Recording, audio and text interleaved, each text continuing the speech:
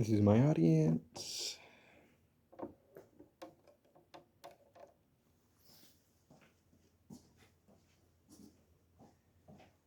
Again, welcome to my speech about autonomous vehicles. My name is Brandon Mendoza. Let's get started. In 2019, there were an estimated 31.4 million autonomous cars in use worldwide. How often do you commute to work or school do you see newer cars like Tesla that have integrated automatic driving?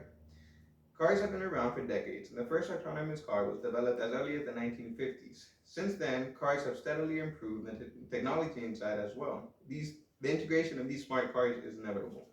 First, let's examine the history of autonomous vehicles. According to Henry Henderson, in an article entitled Cars and Commute, self-driving cars have been in use since the 1950s. In 1955, Carnegie Mellon University's Nav Lab 5 successfully traveled coast to coast from Pittsburgh to California, where it drove autonomously for 98.2% of the drive. Defense Advanced Research Projects Agency, DARPA, has been in help with developing this technology starting in the 1980s. The technology has been continuously improving and is now being worked on worldwide.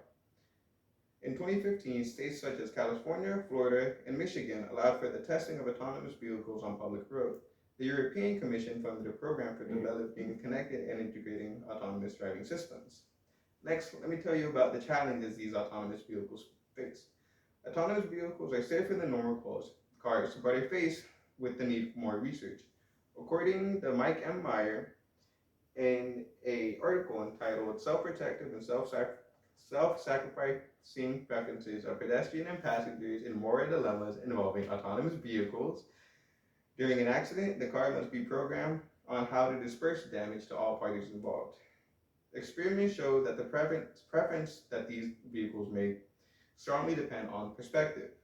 When pedestrians greatly outnumber the passenger, people vote for the AI to sacrifice the passenger to save the pedestrians, and vice versa. According to Rutledge, Taylor, and Francis Group in an article entitled Autonomous Vehicles, Scientometric and Bibliometric Review, countries around the world are taking significant steps to be at the forefront of this autonomous automotive research field. There have been over 10,000 papers published in this field worldwide. One of the main areas of research was the development and implementation of driving assistance systems to improve driver safety. Finally, I will tell you about the legalities involved with autonomous vehicles. The integration of autonomous vehicles has caused organizations and governments to address the risk associated with these autonomous vehicles. According to Aras Tahai and Hazel C. Midland in an article entitled Governing Autonomous Vehicles, Emerging Response for Safety, Liability, Privacy, Cybersecurity, and Industry Risk, the Society of Automotive Engineers, SAE, categorizes autonomous vehicles based on 5 levels of automation. The scale starts at level 1 with assisted automation to level 5 with full automation where the driver is no longer needed. The kind of autonomous vehicles that need regulating are those with level 4 and 5, where they require little to no human input. The fatal crash of Tesla's Autopilot in 2016 shows an uncertainty of machine perception.